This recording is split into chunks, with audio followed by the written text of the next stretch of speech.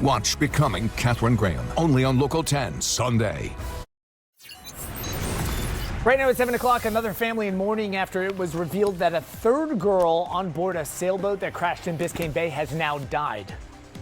We also have this: over 3,000 Boeing fighter jet workers now on strike. What we know about the contract offer, they are saying no to. Also, Democratic lawmakers in Texas leaving the state. We're learning about their current efforts to prevent Republicans from changing Texas's congressional map.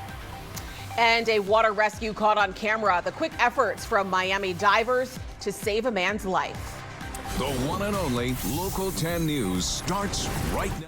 All right, time now for our show. It's 7 o'clock. We begin with a live look out of our Miami Tower camera, shining bright. I guess this is our new golden hour, huh? This is our new golden hour. And guess what? Andrew is here. He's weekday, which means you're bringing the golden hour over with you. You know I couldn't leave it on the weekends. Exactly, especially on a Monday. Listen, we couldn't leave the golden hour on the weekends, and we couldn't leave Andrew on weekends either. He just missed me too much. He's back. He's here Monday through Friday with us. Hi, South Florida. We're divorced, but we're back together. I'm Andrew Perez. Thank you so much for joining us this morning. Listen, you know, there are a lot of changes, right? It's Monday, August 4th, and we do want to welcome you to what we are now calling Independence Day here at Local 10. The great TV station you know and trust is getting even better. Yeah, we're serving South Florida in an even bigger way here. Local news, community news, all morning long from 4:30 a.m. to 11. We grew up here. We live here. We thank you so much for joining us this morning. A historic day one, our first ever 7 a.m. broadcast. Actually. Oh my goodness, yes. It feels so good to be part of history in the making. History in the making. Fabulous. All right, make some history in the weather department. What we got going on? I love to see the dynamic duo. This is amazing. You left me though on weekends. How could you do that to me? I'll be back. But like we're all visiting here and there, That's everywhere. True. That's true. We are everywhere all the time. We're one big family. Literally, we really are. And now with all the extra news, the weather, we are here to serve you some of that hot weather, unfortunately. It's going to be sizzling yet again. We know the drill. So if you are headed outdoors, please make sure you are hydrated. Thank you so much for joining us on our 7 o'clock brand new newscast. We're bringing you the heat, not just only outside, but also on the newscast as well. So we do see a heat advisory is in place, though. So this heat can be dangerous at times. Heat exhaustion, heat stroke, all possibilities. So make sure you're taking the necessary precautions. Why we have this heat advisory is because we feel like the triple digits yet again, 105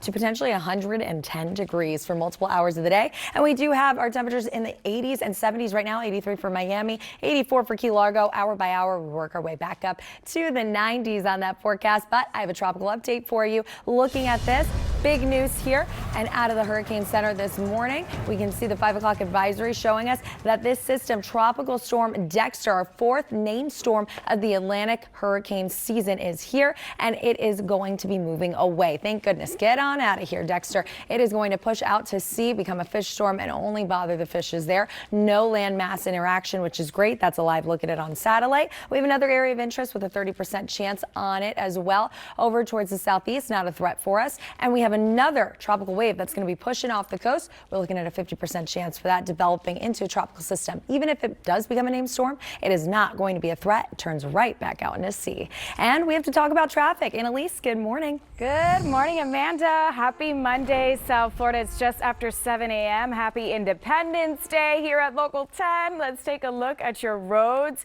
You know what this means. This new 7 a.m. newscast, more news, more weather, and more of me telling you how slow things are moving on your roads. Right now, this is I-95 going southbound as you approach the Golden Glades interchange, specifically 441. Things are bumper to bumper out there. It is no fun. Let me show you what this looks like on your maps. If you typically take this as part of your commute, definitely give yourself a little extra time. The good news is there's no red here, but you do have some orange. Once you get past it, not too bad, you're in the green, but then it gets a little congested a little further south. Let me take you to an area where we're also seeing some delays. This right here, the Dolphin Expressway, a lot of orange right there. You can see speeds here coming in as slowly as 15 miles per hour. Definitely no fun. Take the Airport Expressway if you'd like to avoid this. This right here is near Northwest 27th Avenue.